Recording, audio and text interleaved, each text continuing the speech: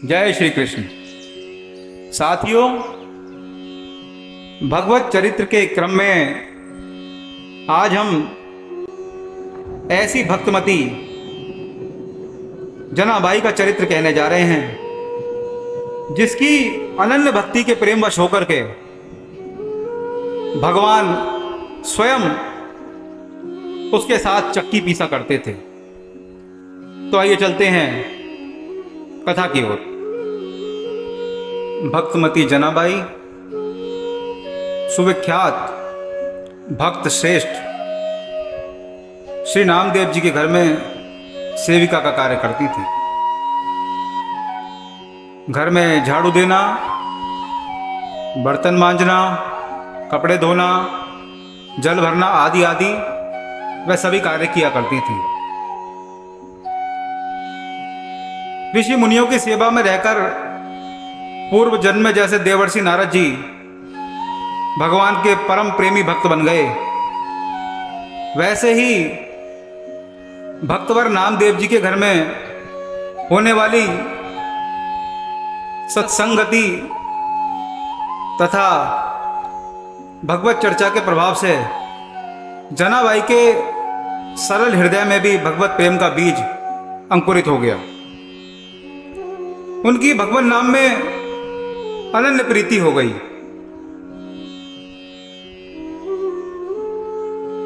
जिसमें जिसकी प्रीति होती है वह सदैव ही उसका स्मरण भी करता है, वह उसे भूल नहीं सकता। इसी तरह जनाबाई भी भगवान नाम को निरंतर स्मरण करने लगी। जैसे जैसे नाम जब बढ़ रहा था वैसे वैसे उसके पाप पुंज जलने लगे और पुण्यमय प्रेम का अंकुर पल्लवित होकर के एक विशाल वृक्ष के रूप में परिणत होने लगा तथा उसकी विशाल जड़ें सब ओर फैलने लगी। एक बार की बात है, एकादशी का दिन था। नामदेव जी के घर पर भक्तों की मंडली एकत्र हुई। रात्रि का समय था, जागरण का आयोजन होना था। सभी भक्त नाम कीर्तन और भजनों में मस्त हो रहे थे। कोई कीर्तन कर रहा था, कोई मृदंग बजा रहा था, कोई करताल, कोई ढोलक, कोई मजीरा। सभी भक्त भगवत प्रेम में तन्मय थे। किसी को अपने तन मन की सुधि नहीं थी। कोई नाच रहा था, कोई गा रहा था, किसी के नेत्रों से झरझर आंसू बह रहे थे। कोई मस्त होकर के हंसता ही जा रहा था। कितनी रात बीत गई इसका स्मरण किसी को भी नहीं था। जनाबाई भी एक कोने में खड़ी भगवत प्रेम में मतवाली होकर के झूम रही थी। इसी आनंद में रात बहुत जल्द ही बीत गई और उषा काल हो गया। लोग अपने अपने घर को चले गए। जनाबाई भी अपने घर आ गई और घर आने पर जनाबाई विश्राम के उद्देश्य से थोड़ा लेट गई। भगवत प्रेम की मादकता अभी पूरी तरह उतरी नहीं थी। वह उसी स्मरण में मुग्ध हुई और उसकी आंख लग गई। भगवान सूर्यदेव का प्राकट्य हो गया और जनाबाई को उठने में देरी हो गई। सूर्य को सर पर चढ़ा देख करके वह घबरा गई। उसने सोचा कि आज मुझे बड़ी देर हो गई। मालिक के घर पे झाड़ू बर्तन की बड़ी कठिनाई हुई होगी। वह मुंह हाथ धो करके तुरंत ही काम पर जाने के लिए निकल पड़ी। विलंब काफी हो चुका था। जना घबराई हुई थी। वह वहां पहुंच करके जल्दी जल्दी अपने हाथों का काम समाप्त करने में लग गई, परंतु हड़बड़ाहट में काम पूरा नहीं हो पाता। दूसरे काम में विलंब हो जाने से काम का सिलसिला भी बिगड़ जाता है और इसी कारण से सभी कामों में विलंब हो जाता है। यहां भी यही हुआ। झाड़ा देना, पानी भरना, कपड़े धोने और बर्तन मांजने हैं और न मालूम कितने काम हैं। कुछ काम निपटाकर वे जल्दी जल्दी कपड़े लेकर के उन्हें धोने के लिए चंद्रभागा नदी के किनारे पहुंची। कपड़े धोने में अभी हाथ लगा ही था कि वह एक बहुत जरूरी काम भूल गई और उनको याद आया, जो इसी समय ना होने से उनके स्वामी नामदेव जी को बड़ा कष्ट होगा। अतएव वह नदी से तुरंत अपने मालिक के निवास की ओर चल पड़ी। रास्ते में चलते चलते अचानक एक अपरिचित वृद्धा ने बड़े प्रेम के साथ उनका पल्ला पकड़ करके कहा, जना भाई, तुम इतनी घबराई हुई क्यों हो और क्यों दौड़ी जा रही हो? ऐसा क्या काम है? जनाबाई ने अपना काम उसे बता दिया। वृद्धा मां ने बड़े स्नेहपूर्ण वचनों से कहा कि तुम घबराओ नहीं, तुम घर से काम करके आओ, तब तक मैं तुम्हारे ये सारे कपड़े धो दूंगी। जनाबाई ने कहा, नहीं मां, तुम मेरे लिए कष्ट क्यों उठाओगी? मैं अभी लौट करके आती हूं, फिर मैं अपना काम कर लूंगी। वृद्धा ने मुस्कुराते हुए उत्तर दिया कि बेटी, मुझे इसमें कोई कष्ट नहीं होगा। मेरे लिए कोई भी काम करना बहुत ही आसान है। मैं सदा ही सभी तरह के काम कर लिया करती हूं और इन कामों का मुझे अभ्यास भी है। इस पर भी यदि तुम्हारा मन नहीं मानता तो तुम भी कभी मेरी सहायता कर देना। जनाबाई को घर पहुंचने की जल्दी थी और इधर वृद्धा के वचनों में उन्हें अपनापन और स्नेह जान पड़ रहा था। वह कुछ भी ना बोल सकी और मन ही मन उस वृद्धा मां की परोपकार वृत्ति की सराहना करती हुई घर की ओर चली गई। उन्हें क्या पता था कि वह वृद्धा स्त्री कोई मामूली स्त्री नहीं, स्वयं सच्चिदानंद भगवान श्री हरि उनके सन्मुख उपस्थित थे। फिर वृद्धा मां ने बातों ही बातों में कपड़े धोकर के साफ कर दिए। कपड़ों के साथ ही उन कपड़ों को पहनने वालों का कर्ममल भी धुल गया।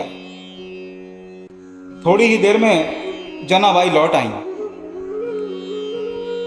धुले हुए कपड़े देख करके उनका हृदय कृतज्ञ भाव से भर गया।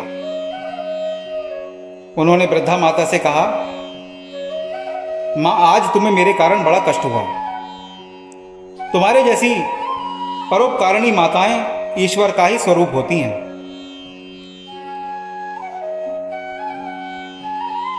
बेचारी जना को यह क्या मालूम था कि वह वृद्धा ईश्वर स्वरूपणी नहीं, साक्षात ईश्वर ही है। और जना के भगवत भाव से प्रसन्न होकर के भगवान ने स्वयं वृद्धा स्त्री का स्वांग रचा है। फिर वृद्धा ने मुस्कुराते हुए कहा कि जनाबाई, मुझे तुम्हारा काम करने में कोई कष्ट नहीं हुआ, और काम ही कौन सा था। लो अपने कपड़े पकड़ो और मैं जाती हूं। इतना कह करके वृद्धा वहां से चल दी। जना का हृदय वृद्धा के स्नेह से भरा हुआ था। उसे पता ही नहीं लगा कि वृद्धा माता कब चली गई। जना कपड़े बटोरने लगी। इतने में ही उसके मन में आया कि वृद्धा माता ने उस पर इतना उपकार किया है, कम से कम उनका नाम पता तो पूछ लूं, जिससे कभी उनका दर्शन और मैं भी सेवा सत्कार कर सकूं। उन्होंने सोचा कि वृद्धा अभी कुछ ही क्षण पहले गई है और चारों ओर देखा। रास्ते की ओर दौड़ी, सब तरफ ढूंढकर हार गई, पर वृद्धा माता का कहीं पता नहीं लगा। पता लगता भी कैसे है। अब जना निराश होकर के नदी के किनारे लौट आई। और वहां से कपड़ों को लेकर के नामदेव जी के घर पहुंचे। संत जना का मन वृद्धा माता के लिए व्याकुल हुआ जा रहा था। वृद्धा माता ने जाते जाते नामालूम जना पर क्या जादू कर दिया था। जना कुछ समझ भी नहीं पा रही थी। वहां सत्संग का समय था, संत मंडली एकत्र हो रही थी। जनाबाई ने वहां पहुंच करके अपना सभी हाल नामदेव जी को सुनाना आरंभ किया। कहते कहते जना का कंठ भर गया। भगवत भक्त नामदेव जी सारी घटना सुनकर तुरंत ही लीलामय की लीला को समझ गए और मन ही मन भगवान की भक्त वत्सलता की प्रशंसा करते हुए प्रेम में मग्न होकर के भजन करने लगे और झूमने लगे। फिर बोले, जना तू बड़ी भागनी है, भगवान ने तुझ पर बड़ा अनुग्रह किया।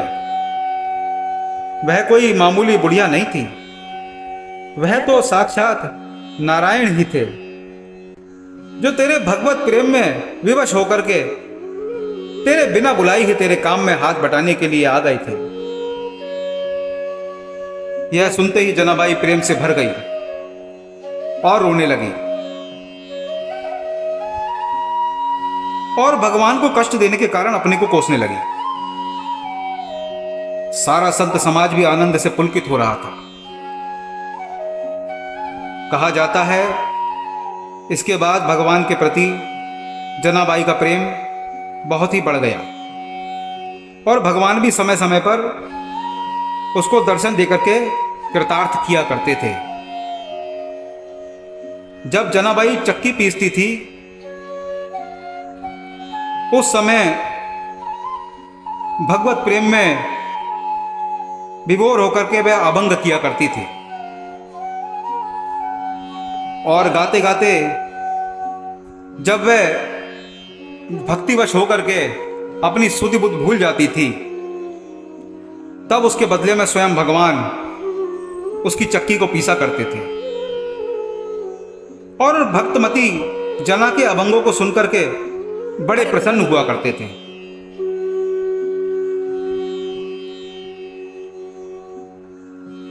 महाराष्ट्र के कवि भी जना संग दलित थे, यानी जना के साथ चक्की पीसते थे।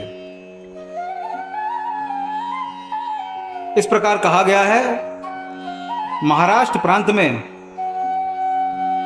जनाबाई का स्थान बहुत ऊंचा है। बोलिए भक्तवत्सल भगवान की जय।